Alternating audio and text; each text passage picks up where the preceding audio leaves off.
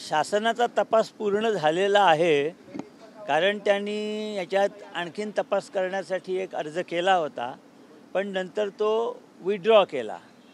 त्यामुळे जे कन्सर्न तपास अधिकारी आहेत त्यांना यापुढे तपास करायचा नाही असं दिसतं. त्याचप्रमाणे पुढे तपास होतो की नाही हे पाहण्यासाठी यांनी म्हणजे मुलाने आणि मुलीने, अर्शियाने आणि जिशानने एक राईट टू इन्फॉर्मेशन ॲक्टखाली सुद्धा अर्ज केला होता की यातला जो पाहिजे आरोपी आहे अनमोल बिश्नोई, जो अमेरिकेत जेलमध्ये आहे, तुरुंगात आहे, त्याला आपण आणणार आहात का, त्याला आणण्यासाठी आपण काही पावलं उचलली आहेत का. परंतु याला त्यांनी काहीच ते उत्तर दिलेलं नाही आहे. त्यांचं म्हणणं आहे की ही आमचं कॉन्फिडेन्शियल इन्फॉर्मेशन आहे, आम्ही तुम्हाला देऊ शकत नाही. साधी गोष्ट आहे, त्याच्याविरुद्ध तपास चालू आहे की त्याला आणणार की नाही कोर्टात, पण ते कॉन्फिडेन्शियल इन्फॉर्मेशन. त्यामुळे काय तपास होणार नाही होणार यांना काहीच आयडिया नसल्यामुळे यांनी आता या माननीय उच्च न्यायालयाचे दरवाजे ठोठावलेले आहेत न्यायासाठी. कुटुंबियांचा तपासावरती सुद्धा आक्षेप आहे आणि सत्ताधारी पक्षाशी संबंधित एका बड्या उद्योजकाचा याच्यात सहभाग असल्याचा सुद्धा आरोप केला जातोय. कोण आहे ती व्यक्ती आणि त्याच्या संदर्भात नेमके काय आरोप आहेत? त्याच्यामध्ये ज्या ज्या व्यक्ती आहेत, ज्यांचा संपर्क होता आणि ज्यांच्यापासून यांच्या पतीला जीवाचा धोका वाटत होता, त्यांची नावं आम्ही पिटिशनमध्ये दिलेली आहेत सगळ्यांची. सर, कोणाकोणाची नावं तुम्ही पिटिशनमध्ये दिली आहेत? पिटिशनमध्ये जी नावं आलेली आहेत ते एक मोहित कंबोज, एक अशोक मुंद्रा, एक पृथ्वीजीत चव्हाण, एक नाबिल म्हणून आहे, अशी 5-6 नावं आलेली आहेत.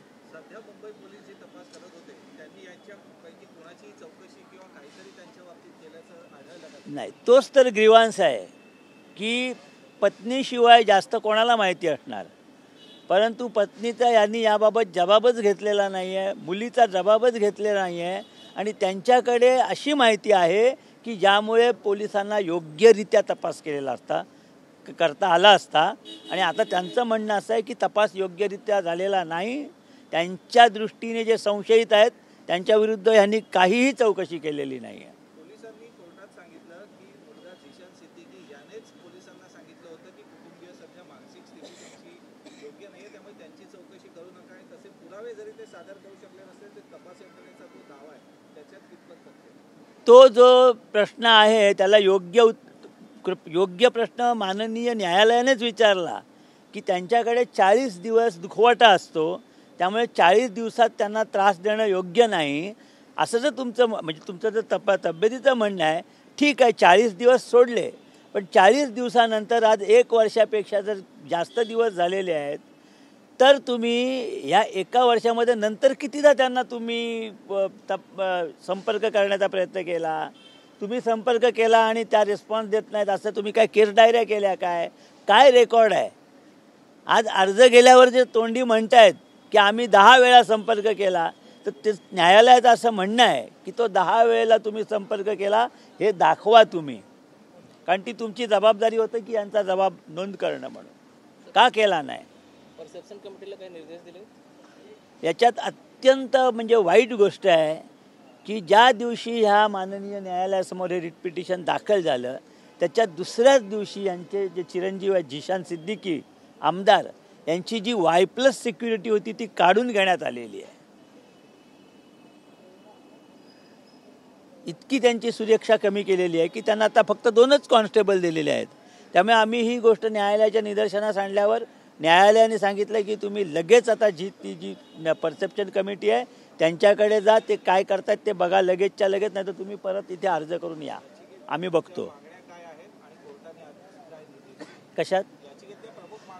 याचिकेतल्या ज्या प्रमुख मागण्या आहेत त्या जर तपास करायचा झाला तर तपासाच्या दृष्टीने काय करणं आवश्यक होतं. म्हणजे आमचं म्हणणं होतं की या गोष्टी आवश्यक होत्या.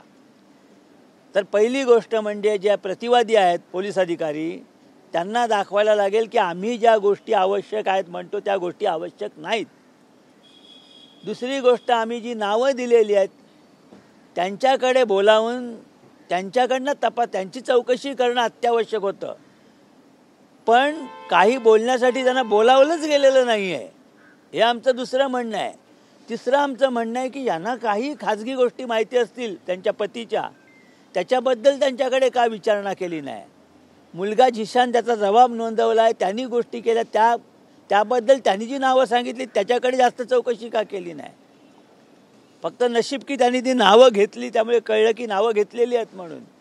त्या झिशानवर एक खोटी केस केली निर्मलनगर पोलीस स्टेशनमध्ये, खेरवाडी पोलीस स्टेशनमध्ये, आणि नंतर पोलिसांनीच रिपोर्ट केला की गैरसमजात ना ही खोटी केस झाली म्हणून.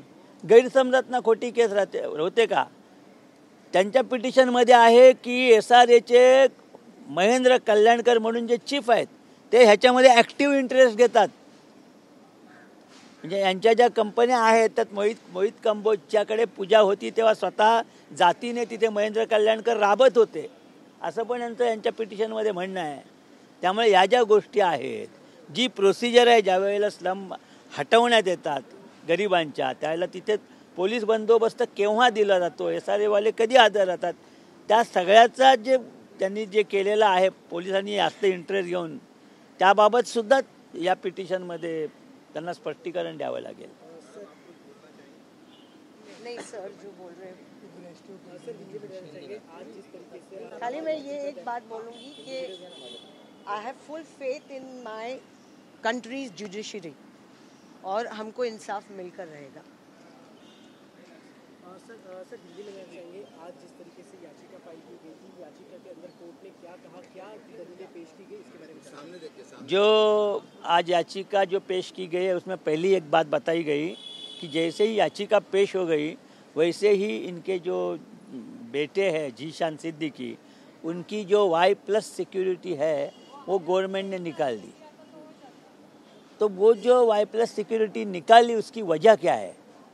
और कोर्ट ने बोला है कि जो इसकी परसेप्शन कमेटी है उनके पास आप जाइए, आप उनको ये चीज़ बताइए, और अगर परसेप्शन कमेटी इमीडिएटली इनकी सिक्योरिटी रिस्टोर नहीं करते तो आप एप्लीकेशन करके हमारे नज़र में वो बात लाइए, फिर देखते हैं क्या करने का. दूसरी तरफ देखा जाए तो क्या सबके जो स्टेटमेंट से रिकॉर्ड किए गए कि शीशा में बहुत से नाम से थे, किन के नाम शामिल है?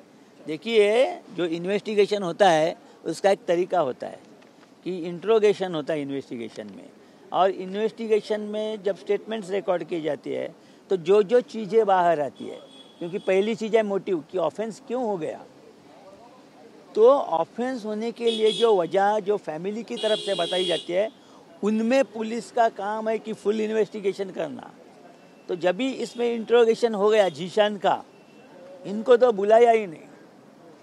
इनको जो बताना था वो अभी न्यायालय के सामने है, कोर्ट के सामने है, और इनके घर में है. पुलिस के पास कुछ नहीं है क्योंकि पुलिस ने ध्यान ही नहीं दिया है. और जीशान ने जो बताया, जीशान ने जो नाम ली उनके बारे में उनको बुलाना, इंट्रोगेशन करना, वेरीफाई करना, ये पुलिस का काम था, जो पुलिस ने किया नहीं है ऐसा इनका कहना है. तो अभी उसका जवाब है वो पुलिस को देना है कि उन्होंने ये बातें क्यों नहीं की, उनको क्यों बुलाया नहीं, उनका इंट्रोगेशन क्यों नहीं किया, ये जो चीज़ें दे रहे उनके खिलाफ वो क्यों पुलिस ने सीज नहीं की. इस पर माननीय उच्च न्यायालय ने क्या कहा है इसके ऊपर? किसके बारे में कहा गया कि उनकी जो है जांच को लेकर वगैरह पूरा नहीं. अभी क्या है, जो पहली बात है सिक्योरिटी की, उसको ही न्यायालय ने सीरियसली लिया है. तो इसके लिए अभी बाकी जो चीज़ें अभी न्यायालय के सामने आनी है, लेकिन उसके पहले अभी इसका ही फैसला वो कर देगी कि जो अभी जीशान है उसको सिक्योरिटी की ज़रूरत अभी है, वो जो बोल रहे हैं उसके मुताबिक.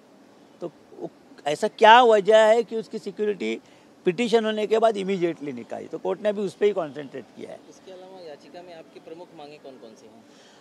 हमारी प्रमुख मांगनी ऐसी है कि जो इन्वेस्टिगेशन है वो प्रॉपरली हो जाए, और जो इसके पीछे है, जो सच्चे आरोपी कोई हो सकते हैं, तो उनको कोर्ट के सामने उनको ट्रायल फेस करने के लिए खड़ा करे.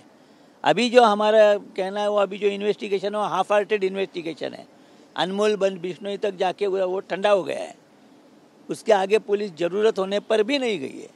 तो कभी उनको न्यायालय को बताना है कि उन्होंने जो किया है वो कैसा सही है, ये बोल रही है कैसा झूठ है, गलत है, क्यों किया नहीं, क्यों नहीं बुलाया किसी को, या ये उनके पास क्यों नहीं गए. अगर उतने VIP और अगर बोल नहीं सकते तो इनको जाना था उनके ऑफिस, उनका इंट्रोगेशन करना था, वो क्यों नहीं किया. ये सब बातें उनको बताना है न्यायालय के सामने.